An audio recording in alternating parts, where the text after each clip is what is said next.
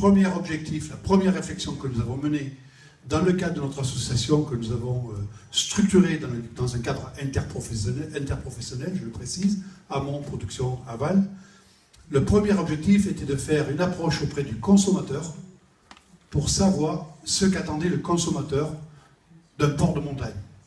Alors aujourd'hui, c'est un peu, ça rentre un petit peu dans les mœurs, parler de port de montagne, parce qu'on parlait de ça à la fin des années 90, on me souriait un petit peu au nez, y compris dans les institutions nationales, puisque la production porcine, par définition, c'est une production qui est standardisée, de masse, industrialisée, et comment, contrairement à mon voisin du bovin qui, lui, a peut-être une image beaucoup plus forte de territoire occupé par des bovins, là, il fallait arriver à valoriser un produit qui, à l'époque, n'avait qu'une image purement industrielle.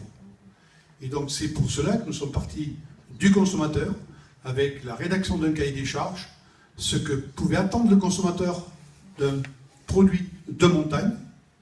Et fort de cette démarche-là, nous avons effectivement structuré toute notre entreprise, puisqu'il s'agit maintenant d'une véritable entreprise, dans un cadre interprofessionnel, où nous avons aujourd'hui un accord interprofessionnel qui structure le retour de valeur ajoutée.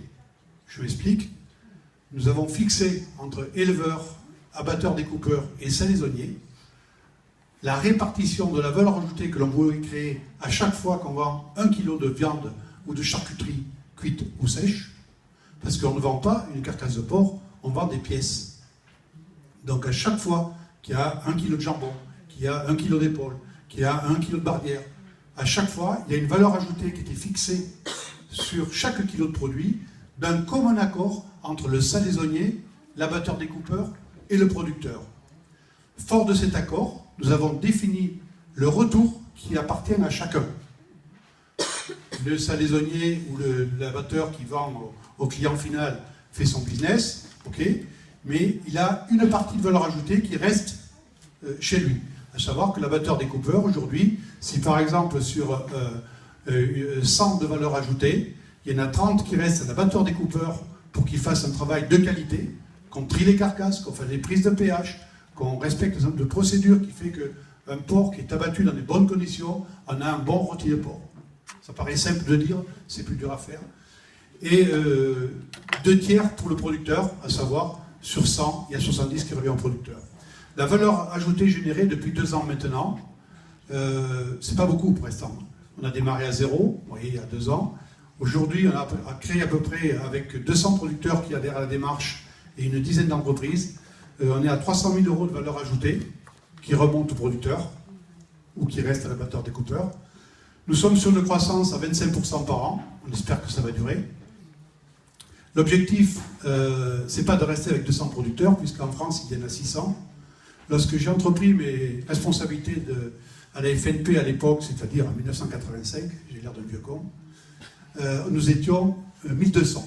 Aujourd'hui, nous sommes 600. Vous comprenez ce qui s'est passé. Il y avait 1 million de porcs, aujourd'hui il y en a 600 000.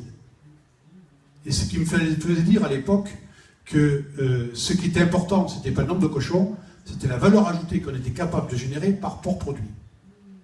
Et c'était un raisonnement à l'époque qui faisait sourire beaucoup de gens, parce qu'on était parti sur l'idée de nourrir le peuple.